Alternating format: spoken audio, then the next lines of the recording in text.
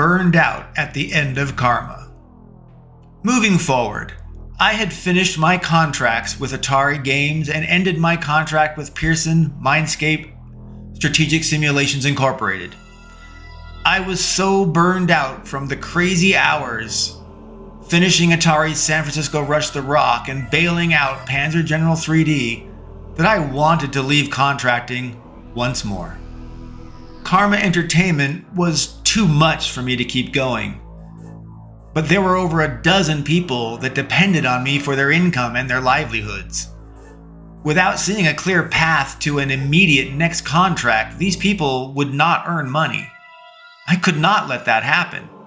I used credit cards and went into huge debt to keep paying people while we looked for a new contract. But salaries consume money stupid fast, and we did not get a contract before my credit cards were all maxed out. There was only one choice, practically speaking. Kill Karma Entertainment and inform everyone that they needed to find new work.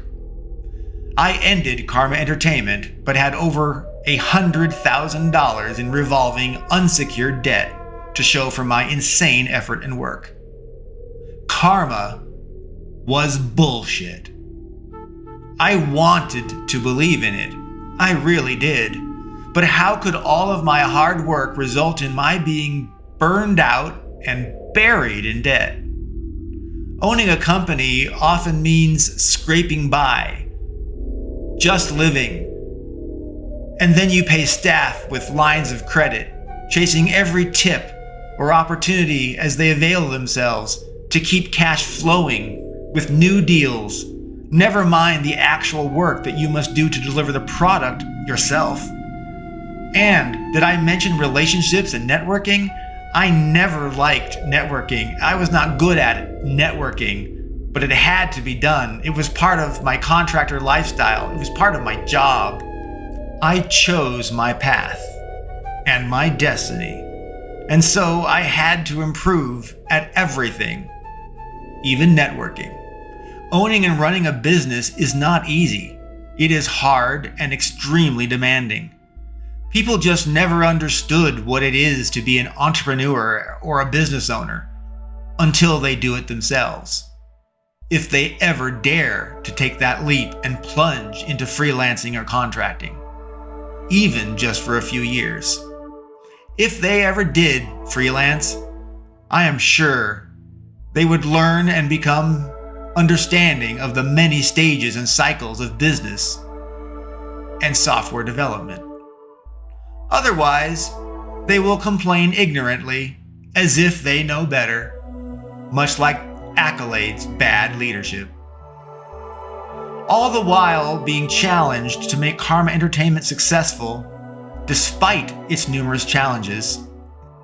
My ex-wife seemed to be under the impression that I was rolling in cash because I owned my own company. It was remarkable how ignorant people are about owning a company.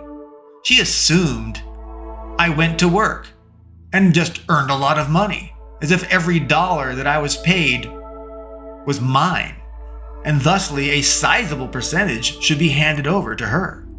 Well, every dollar I was paid belonged to Karma Entertainment, which had to pay a lot of people and overhead, buy equipment and software, and then finally pay me if there was any money left over. There were a dozen people with spouses and children, all depending on me for their livelihoods. My ex-wife was demanding more money to pay her, despite my already paying her twice what California and the courts expected me to pay. She wanted additional money paid as incremental support. I paid excessively, and yet she wanted more. I believed that my children deserved everything that I could do for them, despite any soiled relationship with their mother. But all I paid never seemed to make its way to my children. Never would I know where that money went. I imagined all sorts of horrible things, but I never knew what my ex-wife did with all the money that I gave to her. I really wish that California at least required recipients of child support to report what the money was spent on to the other parent, just to ensure the money was really spent on the children that it was supposed to go for. But no, black holes cannot be probed. You might learn things that you do not want to know. Yeah, right. In resentment, I eventually called myself Daddy ATM, since that seemed to be my special purpose, to give money. And again, it was unclear what my next contract was going to be. I had been looking for quite a while, and I was starting to lose hope. Nearly 6 weeks had passed, and still I had no contract in sight. It was scary. For the first time since I began my career making games, I was at risk for not having any work. Not a job, no contract, nothing. To make interim cash, I managed to get a few business enterprise company contracts, like one I made with a company called Cirrus Logic.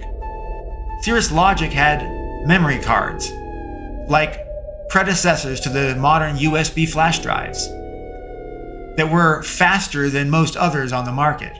They wanted me to write a street racing car game that would let them have players drive down the road with a joystick or keyboard.